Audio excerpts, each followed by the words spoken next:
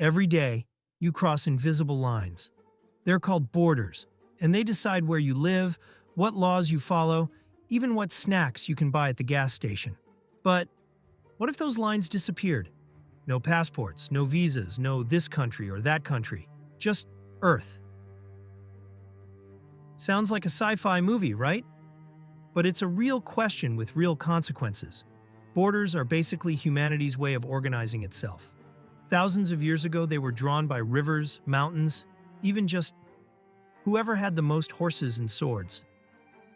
Later, kings, empires, and politicians carved up the world with pens on a map, sometimes without even visiting the places they divided.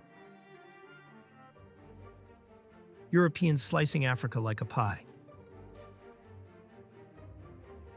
And today, borders mean laws, economies, cultures, and sometimes conflict. Shots of US-Mexico border wall, Ukraine-Russia border crossings. In a world with no countries, you could live anywhere. Move from Paris to Nairobi like you're changing neighborhoods. No immigration paperwork.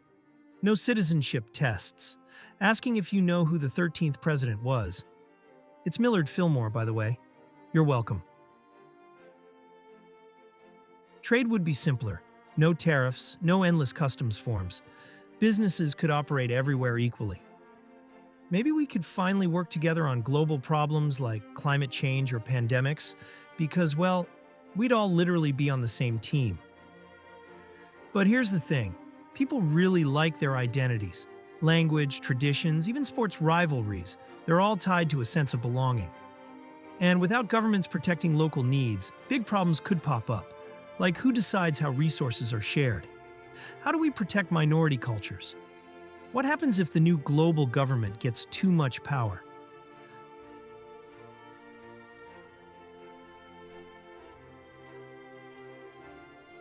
Global parliament, overlays of real protests in different countries.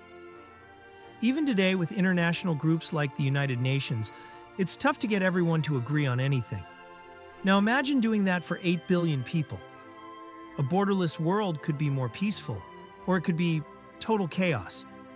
Either way, it forces us to ask, are borders protecting us or just keeping us apart? Because in the end, like Einstein, supposedly, said, if you can't explain it to a 5-year-old, you don't really understand it. And maybe, if a 5-year-old ruled the world, they wouldn't bother with lines at all.